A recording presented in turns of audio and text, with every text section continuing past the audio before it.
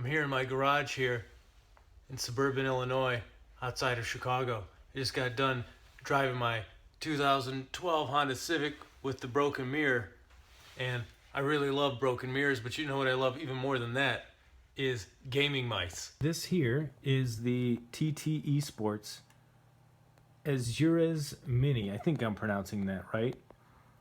And I got this for really cheap at Micro Center. It was like 20 bucks maybe. And I've had it for a while, so I feel like I can give it a fair review. It's got kind of this like shitty rubberized coating that a lot of these mice have. It's starting to wear out a little bit. It's got this annoying LED that gets brighter and dimmer, but it doesn't really bother me. I know that bothers a lot of people. It doesn't bother me. It's a 3-button mouse. There's no side clicks on it. And it was kind of light. I don't know exactly. I don't have a scale. I can't measure the grams for all the overclock people. They probably know anyway. But it had weights inside, and on the box it says removable weights. Yeah, they're removable. All you have to do are peel off all 4 of these feet first and take out the screws, and then take it apart and then take out the screw under here that has the weights in it, pull them all out, and then put it all back together again. Leave the screw out. That's added weight. You don't need it anymore.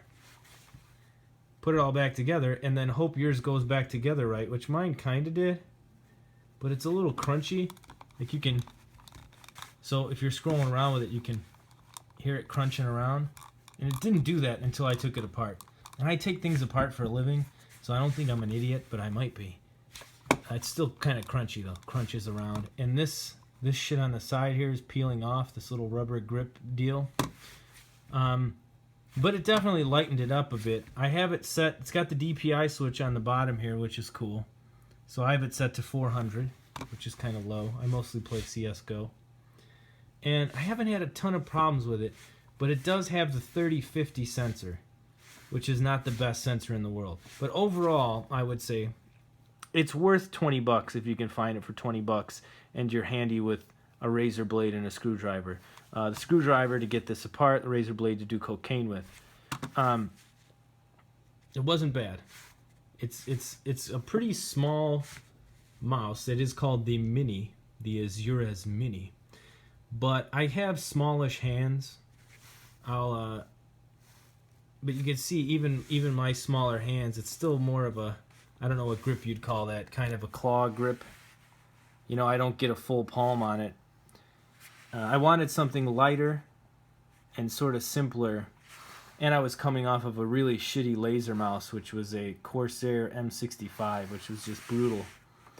And I wanted to go optical. I started reading up about how laser sensors suck. I just thought I'd post this little quick review to let you guys know that if you find this for $20, it's not bad for a $20 mouse. The sensor's not really great, but it's a good shape, I think. It's comfortable for me. It's an ambidextrous shape, and it doesn't have any goofy drivers or any shit like that. And I've got this overclocked to run at 1000 hertz with my little mouse fix. So if you find this for cheap and you need a spare mouse, or you want to try out an ambidextrous but don't want to spend like 50 bucks or more on one, check this one out. Hopefully you've enjoyed this review, and if you haven't, you can eat shit and die.